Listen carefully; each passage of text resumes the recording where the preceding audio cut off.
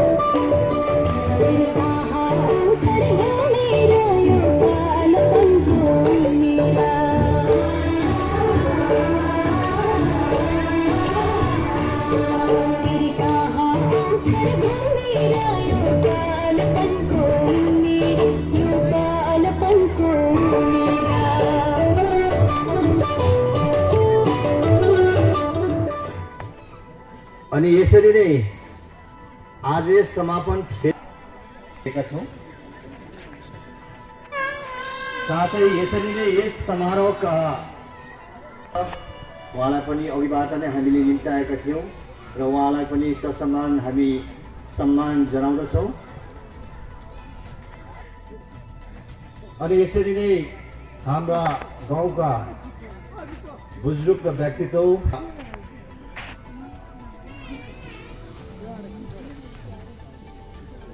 गाउँका सम्पूर्ण बुजुर्ग व्यक्तित्वहरू र आज हामीले स्वागत जनाइरहेका छौँ। र यसरी नै अब डान्समा भाग लिने नानीहरूलाई डान्स ऋषिकास टिम अनि सिङ्गल डान्स कन्टुङ यी नानीहरूलाई पनि तयार रहेदिनु हुन हामी अनुरोध गर्दछौँ। र मुख्य अतिथि सभाध्यक्ष विशिष्ट अतिथि लगायत अन्य अतिथिमा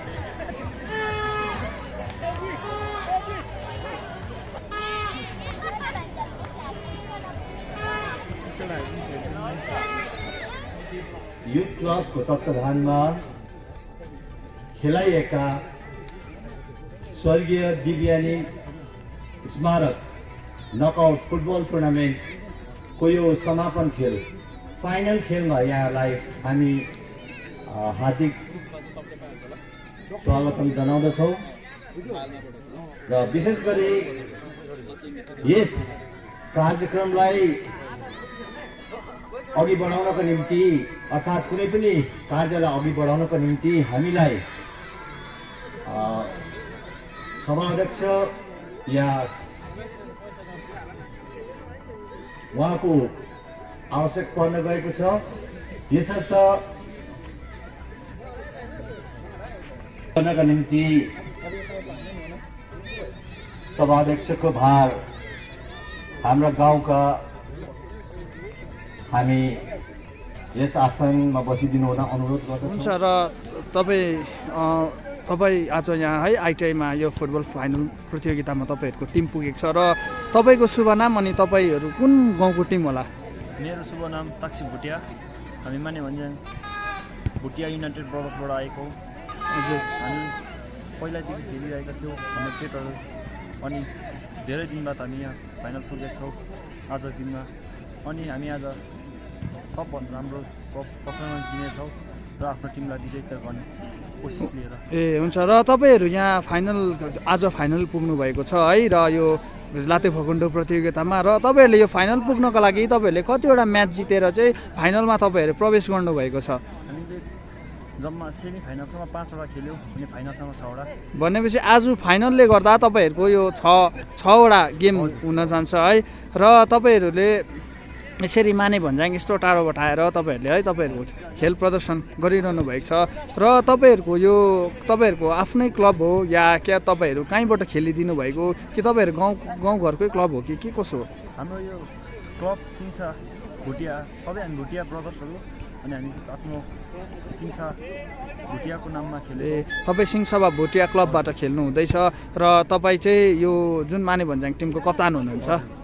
र तपाईँलाई आजको यो खेलमा के कस्तो लागिरहेको छ? तपाईँलाई आज कस्तो एउटा हुन्छ नि तपाईँहरू जित्छु या जित्दिनँ भन्ने एउटा हुन्छ नि, हुनु त फुटबलको है लाते भकुन्डोको आँखा हुँदैन भन्ने गरिन्छ। र तपाईँलाई चाहिँ आजको म्याचमा के कस्तो लागिरहेको छ? त्यो त अब अहिले खेल्नु चाह पाइन्छ तर मलाई जति सक्दो लाग्छ कि आफ्नो टिममा मलाई भरोसा छ जित्छौँ भनेर। हजुर ए हुन्छ एकदमै तपाईँलाई धन्यवाद है हाम्रो च्यानलबाट तपाईँलाई एकदमै धन्यवाद दिन्छु। हुन्छ धन्यवाद।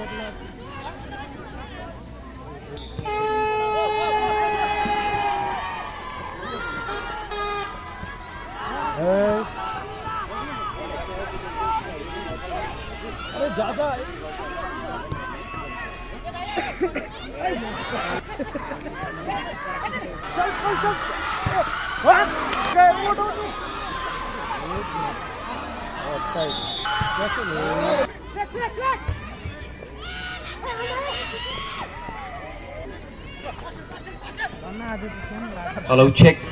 तपाईलाई एउटा निवेदन लिनुहोस्, आनन्द लिनुहोस्, तर हाम्रो खेल सकिएपछि पटेका पड्काइदिनु होला। पड्काउनुहुन्छ भने तल खोलातिर गएर पड्काउनु होला। दर्शकवृन्द कृपया गरेर ग्राउन्ड मैदानभित्र पटेका नपड्काइदिनु होला। यो तपाईहरूलाई एउटा नम्र निवेदन हाम्रो तर्फ।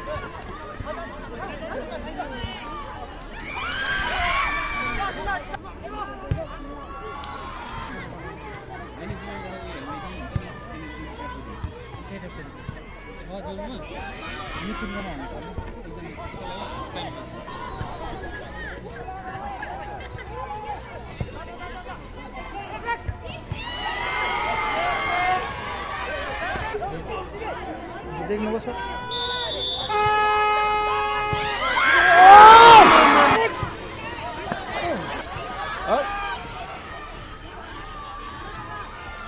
र तपाईँलाई हाम्रो च्यानल सोनादा क्रोनिकलमा म स्वागत गर्दछु है। र तपाईँ आज आइटिआई खेल मैदानमा लाते फकुन्डो प्रतियोगिता हेर्नु आउनुभएको छ र तपाईँलाई आज यो लाते फकुन्डो प्रतियोगितामा है तपाईँले यो पहिलाको खेलहरू पनि हेरिसक्नु भएको थियो या हेर्नु भएको छैन? मैले पहिला खेलहरू त हेरेको छुइनँ। म चाहिँ मेरो वासस्थान म तल महारानीबाट यहाँ खेल हेर्नु आएको आजको फाइनल खेल। भनेपछि तपाईँ लाते फकुन्डो प्रतियोगितामा तपाईँ यस्तो इच्छुक यस्तो तलबाट पनि तपाईँ प्रतियोगिता हेर्नु आउनुभएको छ र तपाईँलाई आज कसले जित्छ जस्तो लागेको छ है। र माने भन्ज्याङ बनाम नेपाल भइरहेको छ, ट्रक एसोसिएसनले चाहिँ नेपालको खेलाडीहरू ल्याएको छ र तपाईँलाई के कस्तो लागिरहेको छ? मलाई खेलको अहिले दुईपट्टिकै नानीहरू हेर्दा चाहिँ अहिले म पक्का भन्नु चाहिँ सक्दिनँ। अब यो खेल हो, लकमा पनि डिपेन्ड गर्छ। हजुर लकमा भन्दा पनि लाते फकुन्डोको त आँखै हुँदैन भन्ने गरिन्छ नि है। र जसले पनि जित्न सकिन्छ भन्ने एउटा हाम्रो मान्छेको उयो छ, दृष्टिकोण छ है।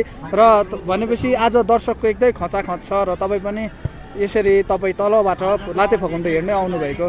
विशेष गरी खेलमा चाहिँ अब खास गरी हो भने चाहिँ खेलमा चाहिँ खेलेर नै जित्छ है। खेलको एउटा एकवटा उयो हुन्छ आफ्नै है। खेलको जुन प्रकारको नानीहरूले अभ्यास गरेको हुन्छ त्यो प्रकारमा खेल्दै गयो भने चाहिँ नानीहरूले जित्छ भन्ने कुरो। तर अहिले दुईपट्टिकै नानीहरू राम्रोसँगले खेलको प्रदर्शनमा बाहिर निक्ले। खेल सुरु भएको छैन अहिले हो, अनि खेलको प्रदर्शन चाहिँ अब सुरु हुन्छ। अब हेर्दै जाँदा अब कहाँसम्म चाहिँ कसले जित्छ त्यो चाहिँ अब हामी है त्यसलाई गर्न सक्छौँ। हुन्छ र तपाईँलाई एकदमै धेरै धेरै धन्यवाद। र तपाईँलाई हाम्रो च्यानल सोनादा क्रोनिकलमा म स्वागत गर्दछु है। र तपाईँको शुभ नाम? मेरो नाम दिनेश महरा। दिनेश मरा हुनुहुन्छ र तपाईँ आज यो फुटबल लातेभुकुन्डो फाइनल खेल्नु हुँदैछ र तपाईँ कुन चाहिँ टिमबाट खेल्नु हुँदैछ? ट्रक एसोसिएसनबाट खेल्नु हुँदैछ र तपाईँ यो फाइनलमा प्रवेश गर्नको लागि तपाईँले कतिवटा यो प्रतियोगिता जित्न पर्यो है? आज प्रवेश गर्नुभएको छ हजुर, यो चारवटा प्रतियोगिता खेलेर चाहिँ आज तपाईँ फाइनल प्रवेशमा गर्नुभएको रहेछ। तर तपाईँ चाहिँ यो ट्रक एसोसिएसनको चाहिँ गोलकिपर हुनुहुन्छ र गोलकिपर हुनुहुन्छ भने र तपाईँलाई आजको खेलमा के कस्तो लागिरहेको छ है? एउटा हुन्छ नि मान्छेलाई यो जित्छु या ए हजुर, यो नि यसो भनिन्छ नि लातेभुकुन्डोको त आँखा हुँदैन है, के पनि हुनसक्छ र तपाईँलाई चाहिँ आज एउटा तपाईँ गोलकिपर हुनुहुँदैछ, गोलकिपरलाई एकदमै भार परिन्छ है। अर्को टिमले फुटबल हान्यो भने एकदमै रिस्क कुरा हो तपाईँमा आउँछ र तपाईँलाई चाहिँ के कस्तो लागिरहेको छ? ए हुन्छ, तपाईँलाई एकदमै धन्यवाद है, तपाईँले यो समय दिनुभयो, तपाईँलाई एकदमै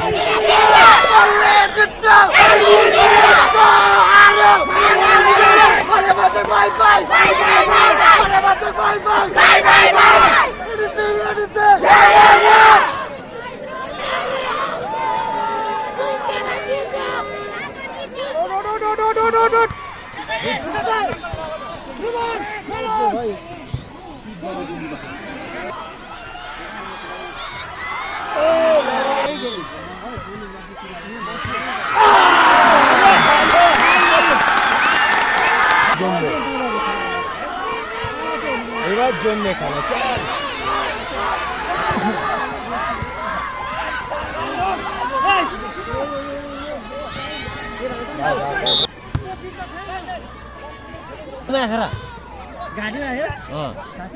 गाडी में आखिर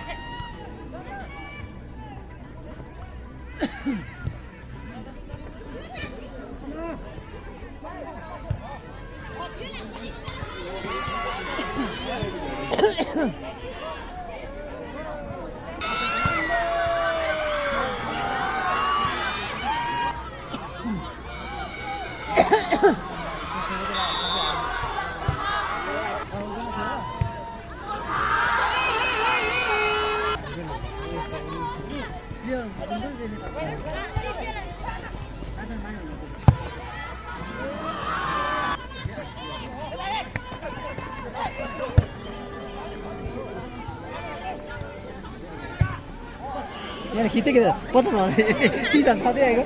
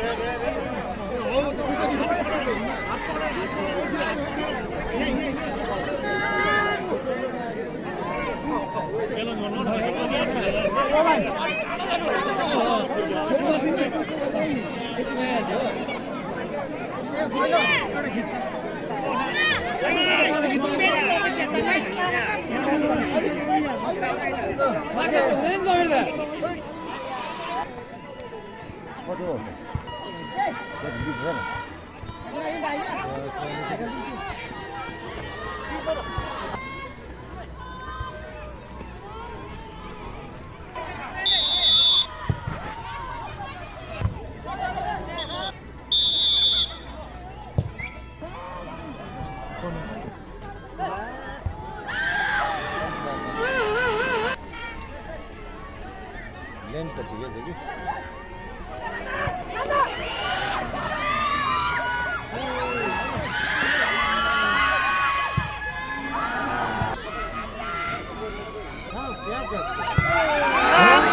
यस्तो एकदम फास्ट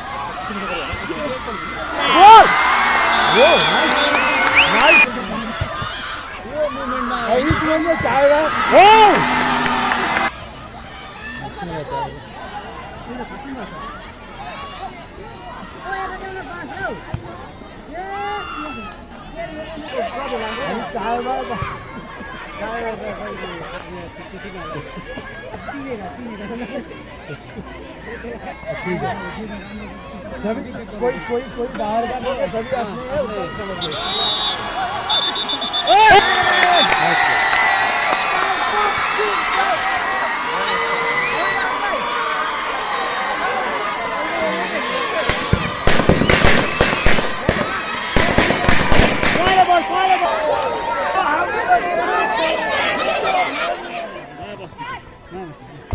यो भाइ हुन्छ नि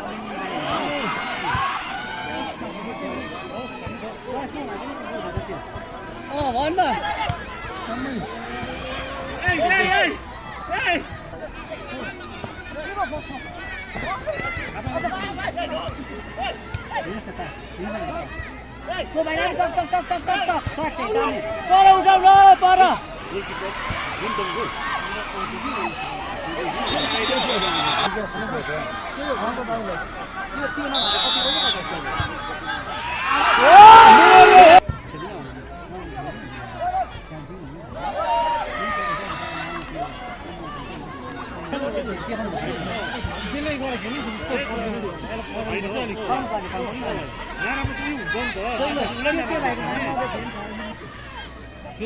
यो भाइ कस्तो राम्रो गेम खेल्यो टच खेल्यो यही मात्रै खेल्नु पर्यो कस्तो नभएर कति गोल भइसक्यो हेलो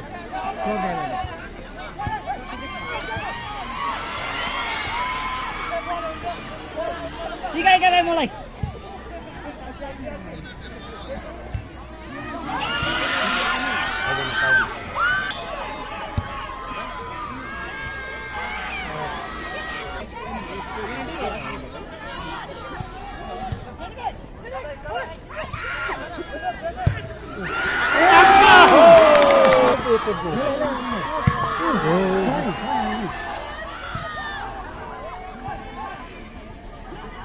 यो छ नि एउटा फेरि भ्यू छ नि एउटा भ्यू छ नि नम्बर त्यो त हाम्रो नानीले नि गर्दैछ ओ नाइस शॉट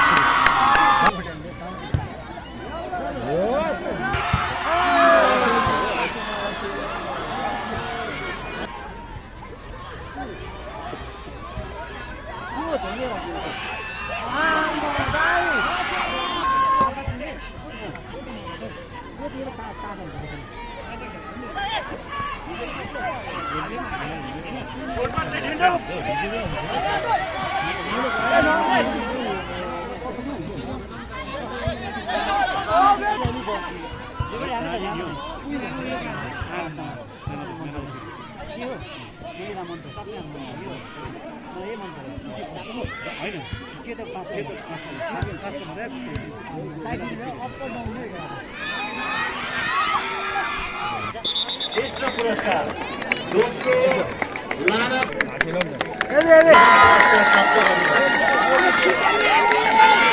हुँदैछ उहाँलाई बधाई छ। रमेश छेत्री उहाँहरूलाई पनि पुरस्कारको एउटा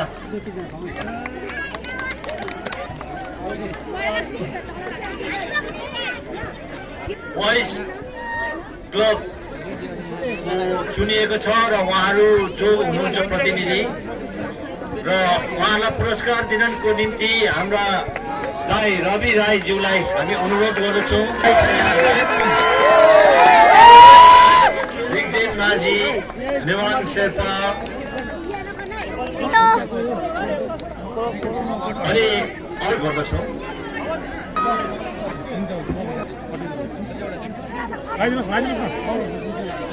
नानीहरू के त छोडेको ल ल ल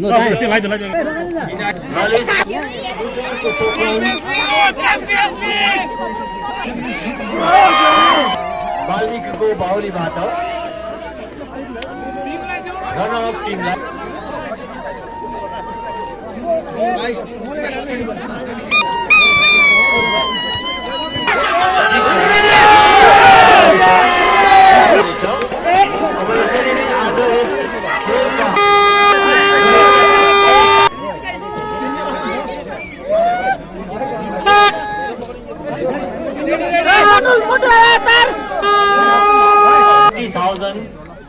हस्तान्तरण गरी बधाई दिँदछौँ।